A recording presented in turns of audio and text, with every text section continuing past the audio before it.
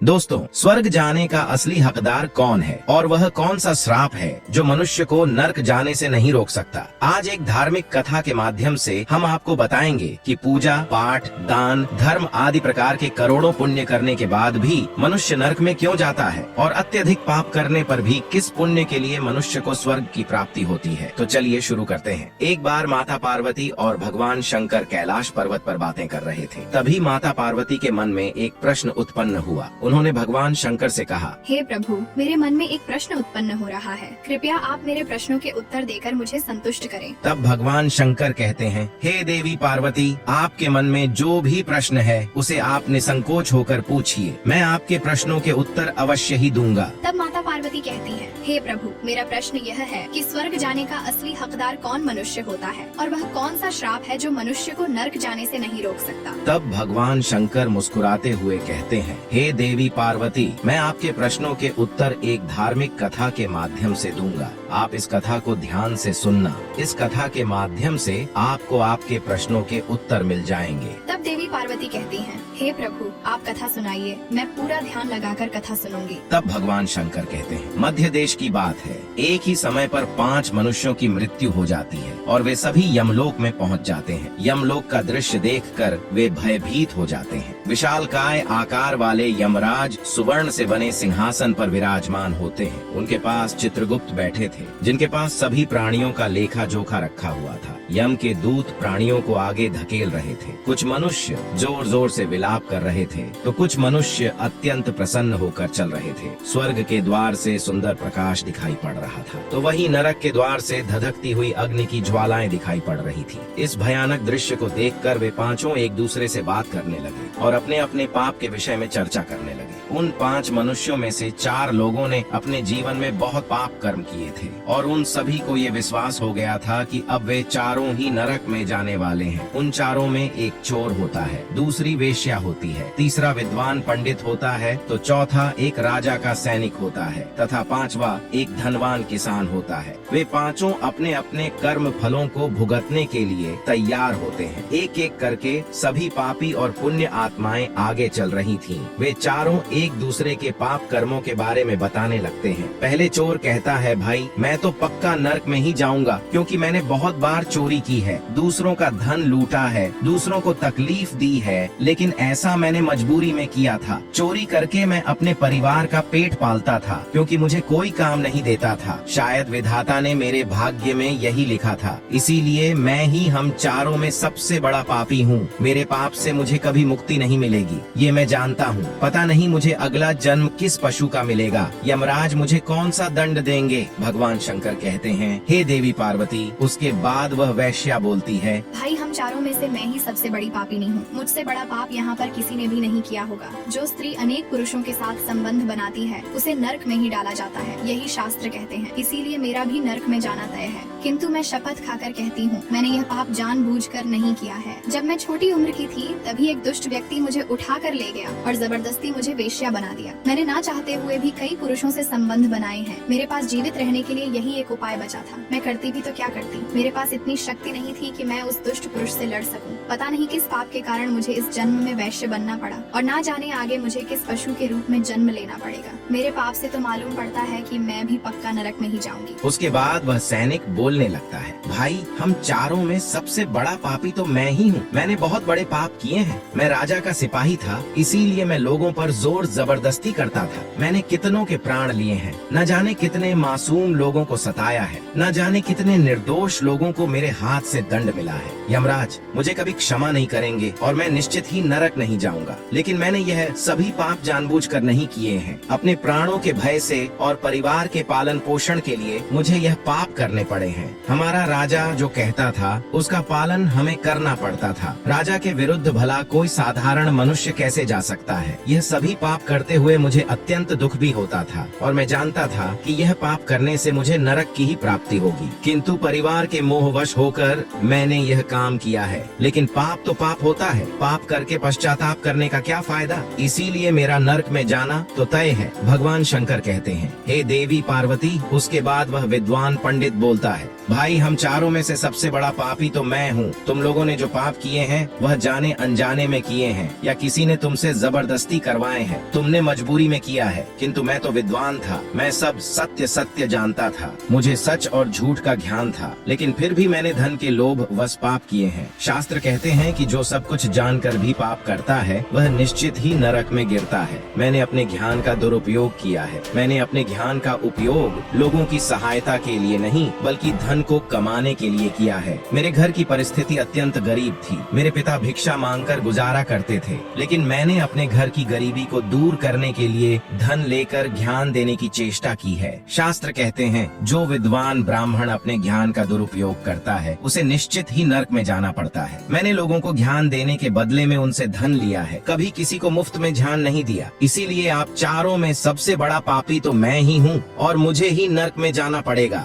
भगवान शंकर कहते हैं, हे देवी पार्वती, उन चारों की बात सुनकर वह धनी किसान हंस पड़ा और बोलने लगा, तुम चारों तो इतने बड़े पापी हो कि तुम लोगों को नरक में जाना ही पड़ेगा। तुम लोगों ने घोर पाप किए हैं और इसीलिए यमराज तुम लोगों को कभी माफ नहीं करेंगे। यहाँ पर मौजूद मैं अकेला ही सबसे अधिक पुण्यवान हूँ। मैंने अपने जीवन में बहुत पूजा पाठ किया है, ब्राह्मणों को दान दक्षिणा दी है। मैंने मृत्यु से पूर्व गाय का दान भी किया है और अब मेरे सभी पुत्र पुत्री मेरी आत्मा की मुक्ति के लिए बड़े कार्यक्रम का आयोजन कर रहे हैं। वह मेरे लिए श्राद्ध दाह अर्पण कर रहे हैं, यज्ञ कर रहे हैं। इसीलिए मैं सबसे अधिक पुण्यवान हूँ। मेरी 3 पत्नियां और 10 पुत्र हैं। इतने लोग मेरी मुक्ति के लिए उपाय कर रहे हैं। और हाँ, मैंने अपने जीवन में कभी कोई पाप नहीं किया है और जाने अनजाने में किए भी होंगे तो मेरे पुत्रों के श्राद्ध आदि के कार्यों द्वारा मेरे पाप भी नष्ट हो जाएंगे। मैं नित्य देव पूजा करता था, मंदिर जाता था और द्वार पर आए अतिथियों को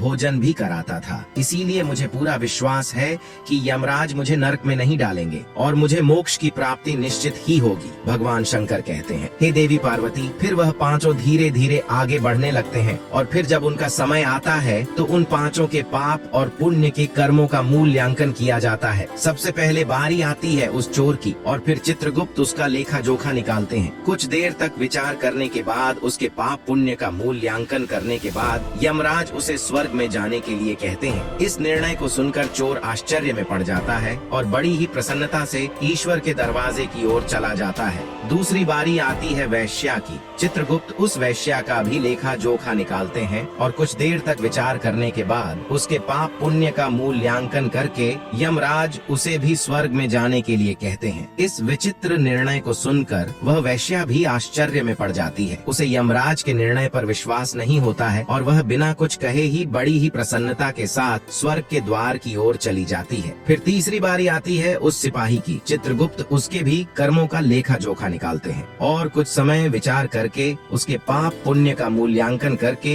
यमराज उसे भी स्वर्ग में जाने के लिए कहते हैं। इस निर्णय को सुनकर वह सिपाही भी सोच में पड़ जाता है और बड़ी ही प्रसन्नता के साथ वह स्वर्ग के द्वार की ओर निकल जाता है। फिर चौथी बारी आती है उस विद्वान ब्राह्मण की। चित्रगुप्त उस ब्राह्मण के कर्मों का लेखा जोखा निकालते हैं और कुछ देर तक विचार करते हैं। फिर यमराज उस ब्राह्मण को भी स्वर्ग में जाने के लिए कहते हैं। फिर वह विद्वान ब्राह्मण विचार करता है, मैंने तो पाप किया है, फिर मुझे क्यों स्वर्ग में भेज रहे हैं। फिर वह भी मन ही मन प्रसन्न होकर स्वर्ग के द्वार की ओर चलने लगता है। भगवान शंकर कहते हैं, हे देवी पार्वती, उन चारों को स्वर्ग में जाता देख वह धनवान किसान बहुत दुखी और क्रोधित हो जाता है। वह सोचने लगता है कि यह कैसा न्याय है, इन पापियों को स्वर्ग जाने का मौका मिल रहा है, फिर मैंने जो पुण्य के काम किए हैं उनका क्या। पापी और पुण्यवान एक ही जगह पर डाले जाएंगे तो पुण्य करने का फायदा ही क्या। फिर उस धनवान किसान को यम के दूत जोर से धकेल देते हैं और कहते हैं, अरे पापी, तू आगे चल, तुझे नरक में डाला जाएगा, यमराज तो तुझे माफ नहीं करेंगे। यह सुनकर वह धनवान किसान भयभीत हो जाता है और कहने लगता है, मैं तो स्वर्ग में जाऊंगा, मैंने कोई पाप नहीं किया है। फिर वह धनवान किसान यमराज के सामने आकर खड़ा हो जाता है। चित्रगुप्त उसके कर्मों का लेखा जोखा देखते हैं और उसके पाप पुण्य के कर्मों का मूल्यांकन करते हैं तो उसके पाप का पलड़ा भारी हो जाता है और यमराज धनवान किसान को कहते हैं, अरे दुष्ट, तूने तो बहुत बड़ा अपराध किया है, तू तो नरक में जाने के ही योग्य है। इतना सुनते ही वह किसान थर थर कांपने लगता है और यमराज से कहता है कि धर्मराज, यह अन्याय है, मैंने तो जीवन में कोई पाप नहीं किए हैं और पुण्य ही किए हैं, आप मुझे नरक में क्यों डाल रहे हैं। और मुझसे पहले जो 4 लोग गए थे वह तो घोर पापी थे, उन्होंने बड़े बड़े पाप और अपराध किए हैं, उन्हें तो आपने स्वर्ग में डाल दिया है, आप ऐसा अन्याय मेरे साथ क्यों कर रहे हैं। अगर ऐसा अन्याय होगा तो भला कौन सा मनुष्य धरती पर पुण्य करेगा। भगवान शंकर कहते हैं, हे देवी पार्वती। फिर यमराज कहते हैं, अरे पापी, तूने जो पाप किया है वह तो उन चारों के पापों के सामने कुछ भी नहीं है। तेरी एक पाप के कारण तेरा सारा पुण्य फल नष्ट हो गया है। यदि तूने यह पाप नहीं किया होता तो तू स्वर्ग में जा सकता था, लेकिन तूने यह पाप जानबूझकर किया है, इसीलिए तुझे नर्क में अवश्य जाना पड़ेगा। उस चोर ने तो मजबूरी में चोरी की थी, किंतु वह चोर दूसरों की भूख मिटाता था, गरीबों को दान करता था। उसने कभी किसी निर्दोष और गरीब व्यक्ति के घर चोरी नहीं की। उसके पुण्य कर्म उसके पाप से अधिक थे, इसीलिए वह स्वर्ग में गया। दूसरी जो वेश्या थी वह अपने मन से वेश्या नहीं थी, उसे जबरदस्ती डाला गया था और उस वेश्या ने केवल अपने शरीर को पीड़ा दी है, लेकिन बाकी कार्य तो उसने पुण्य के ही किए हैं। वह पशु पक्षियों को रोज दाना डालती थी, जानवरों की सेवा करती थी, इसीलिए उसका भी पुण्य पाप से बड़ा था। तीसरा वह सिपाही था जिसने राजा के हुक्म का पालन किया था, किंतु उसने भी बहुत पुण्य के काम किए हैं। उसने कई बेसहारा लोगों की मदद की है, इसीलिए वह भी स्वर्ग में ही गया है। और चौथा वह विद्वान ब्राह्मण था। उसने अपने ज्ञान का दुरुपयोग अवश्य किया है, किंतु वह नित्य गाय की सेवा करता था, दान धर्म करता था, इसीलिए उसके भी पुण्य पाप से अधिक थे और वह भी स्वर्ग में ही गया है। भगवान शंकर कहते हैं, हे देवी पार्वती। इतना सुनकर वह धनवान किसान बोलता है, हे धर्मराज, इन चारों ने जो भी पुण्य किए हैं वह तो मैंने भी किए हैं, बल्कि उनसे ज्यादा किए हैं। फिर भी मैंने ऐसा कौन सा पाप किया है जो मुझे नरक में भेजा जा रहा है? यमराज कहते हैं, हे दुष्ट, याद कर, तूने उस अबला विद्वान नारी पर गलत लांछन लगाया था कि उसने तेरे घर पर चोरी की है, और इसके साथ ही तूने उसके ऊपर कई अन्य गलत लांछन लगाए थे। उसे व्यभिचारिणी और वैश्या कहकर उसके चरित्र का हनन किया है, और राजा ने उसे सत्य समझकर उस अबला विधवा नारी को मृत्यु दंड दे दिया था। हे पापी मनुष्य, ब्रह्म हत्या, चोरी, मदिरापान आदि प्रकार के घोर पापों से भी प्रायश्चित करके मुक्त हो सकता है, किंतु दूसरों पर गलत लांछन लगाने पर कोई प्रायश्चित नहीं है। जो दूसरों पर गलत आरोप लगाता है, सत्य जानकर भी दूसरों को झूठ कहकर उनके ऊपर दोष डालता है, वह तो सबसे बड़ा पापी है। उसके द्वारा किए गए सभी पुण्य नष्ट हो जाते हैं, इसीलिए तूने जितने भी पुण्य किए हैं वे सभी उस एक पाप के कारण नष्ट हो गए। फिर यमराज यमदूतों को कहकर उस पापी किसान को नर्क ले जाने के लिए कहते हैं, और वह किसान रोता हुआ विलाप करता हुआ नर्क के मार्ग पर चलने लगता है। भगवान शंकर कहते हैं, हे देवी पार्वती, इस प्रकार से धर्मराज ने कहा है, कभी किसी पर गलत आरोप नहीं लगाना चाहिए, सत्य जानकर भी असत्य का साथ नहीं देना चाहिए। जो दूसरों पर गलत आरोप डालता है उसे यमराज कभी क्षमा नहीं करता है। भगवान शंकर कहते हैं, हे देवी पार्वती, मैंने आपके प्रश्नों के उत्तर दे दिया। तब माता पार्वती कहती हैं, हे प्रभु, आप धन्य हैं। आज आपने मेरे प्रश्नों के उत्तर देकर मुझे पूरी तरह से संतुष्ट किया है। उम्मीद है आपको यह कथा पसंद आई होगी, तो वीडियो को लाइक जरूर करें और कमेंट में जय भोलेनाथ अवश्य लिखें। साथ ही हमारे चैनल को सब्सक्राइब करें। आप सभी का धन्यवाद।